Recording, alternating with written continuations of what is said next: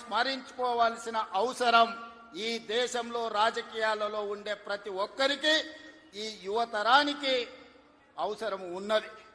ఇక మూడో తరం, ఆ తరం గురించి నేను చెప్పాల్సిన అవసరం లేదు. మూడు పదాలు, ఎన్టీఆర్.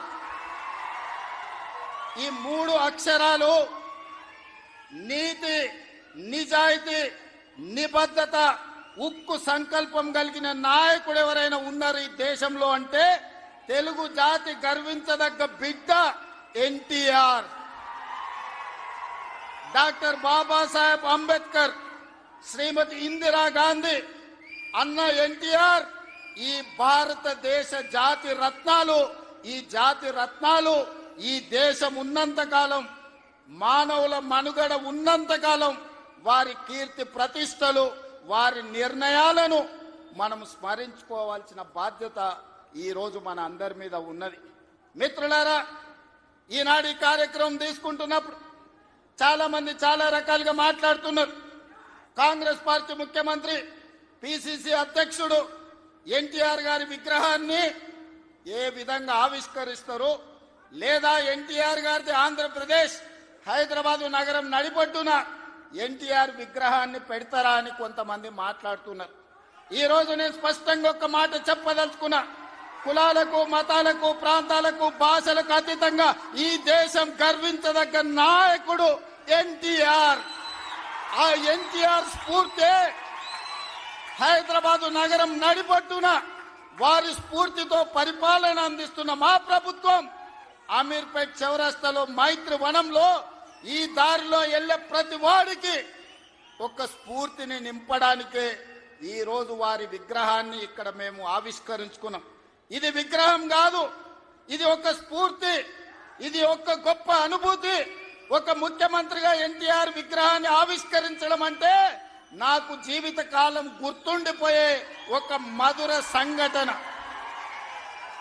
ఎవరు ఏమనుకున్నా, ఎవరు ఎలాంటి విమర్శలు చేసినా నేను జడవదలుచుకోలేదు.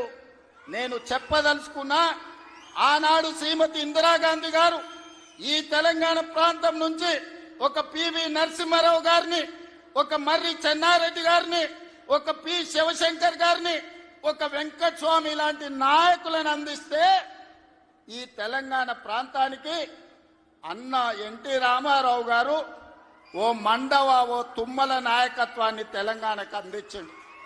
ఓ మాధవరెడ్డి, ఓ జానారెడ్డి నాయకత్వాన్ని అందించిండు. ఓ దేవేందర్ గౌడ్ నాయకత్వాన్ని అందించిండు.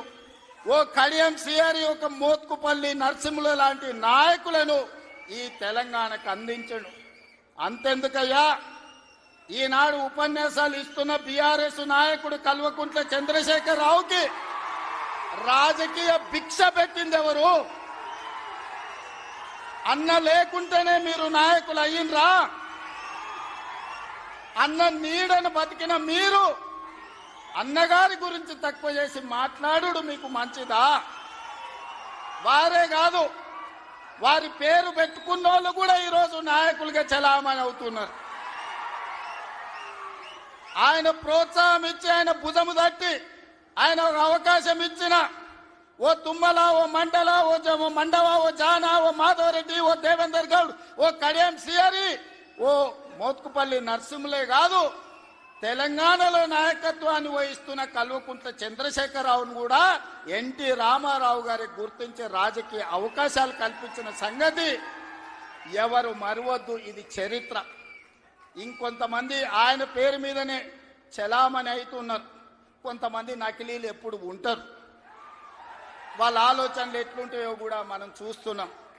అందుకే ఇవాళ మిత్రులారా, ఆనాడు ఈనాడు మేము అందిస్తున్న ఇందిరమ్మ ఇల్లు కావచ్చు, ఆనాడు ఎన్టీఆర్ గారు మొదలుపెట్టిన పక్కా ఇళ్ల పథకమే ఈనాడు ఇందిరమ్మ ఇళ్ల పథకం అని నేను ఈరోజు గర్వంగా చెప్పదలుచుకున్నా. ఈనాడు 3,24,00,000 మంది సన్న బియ్యం ప్రతి పేదవాడు దళిత వాడల్లో అన్నం తింటున్నాడంటే, సంటి పిల్లలకు బుక్కెడు పువ్వు తినిపిస్తున్నారంటే ఆ స్ఫూర్తి వెనకాల అన్న 2 రూపాయల కిలో బియ్యం పథకం ఉన్నదని నేను ఈరోజు చెప్పదలుచుకున్నా. ఇవాళ మేము ఇందిరమ్మ చీరలు ఇస్తున్నాం ఆడబిడ్డలకు. పండుగ పూట నాడు పెట్టే మేము చీర సారెగా భావించి ఈనాడు పాలపిట్టల లెక్క ఈరోజు మా ఆడబిడ్డలు చీర కట్టుకుంటున్నారు. దీనికి స్ఫూర్తి ఆనాడు ఎన్టీఆర్ జనతా వస్త్రాలు పేదవాళ్ళకు అందించి కూడు గుడ్డ నీడ అని ఎన్టీఆర్ ఏదైతే ఆలోచన చేసిండో ఆ స్ఫూర్తి ఈనాడు మా ప్రభుత్వంలో అమలు చేస్తున్న సంక్షేమ పథకాలలో కనిపిస్తుంది. మీరు ఒక్కసారి ఆలోచన చేయండి.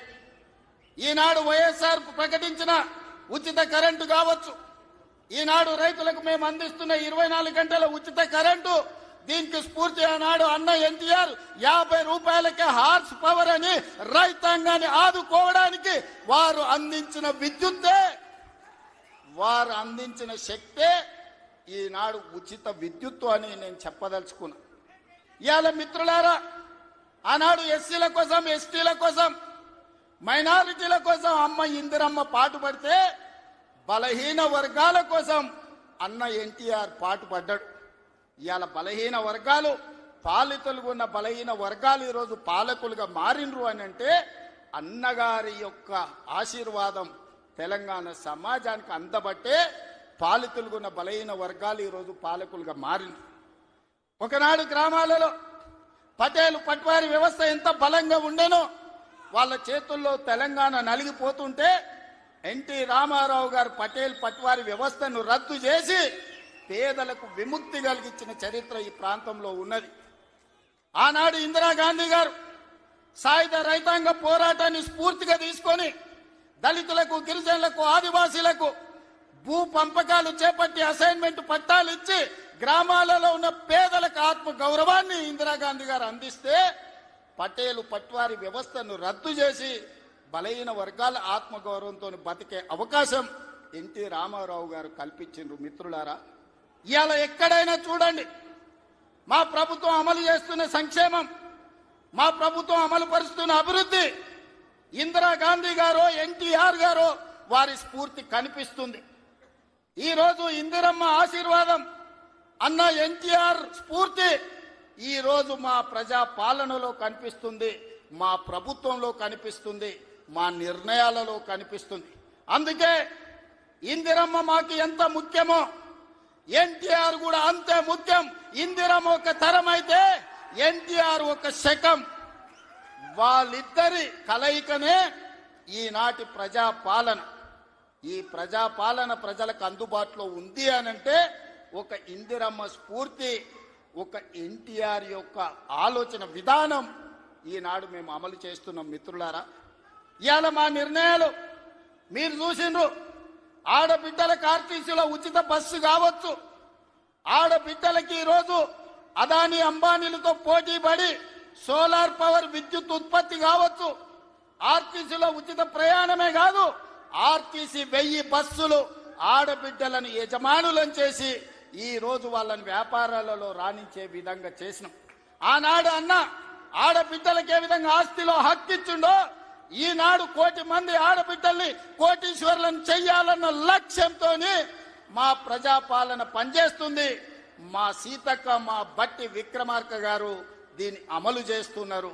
ఇవాళ మేము గర్వంగా చెప్పదలుచుకున్నాం, అన్నగారు అదేవిధంగా ఇందిరమ్మ స్ఫూర్తితో 1 కోటి మంది ఆడబిడ్డల్ని ఇవాళ కోటీశ్వరులను చెయ్యాలి అని మా ప్రభుత్వం ప్రయత్నం చేస్తుంది. అందుకే మిత్రులారా, ఇవాళ మా ప్రభుత్వం రైతు రుణమాఫీ కావచ్చు, రైతు భరోసా కావచ్చు, రైతులకు ఉచిత కరెంటు కావచ్చు, రైతు రుణమాఫీ 21,000 కోట్ల రూపాయల రద్దు చేసిన విషయం కావచ్చు, ఇవన్నీ రైతుల కోసం మేము అమలు చేస్తున్న సంక్షేమ పథకాలు. ఇవాళ రైతులు పండించిన సన్న వడ్లు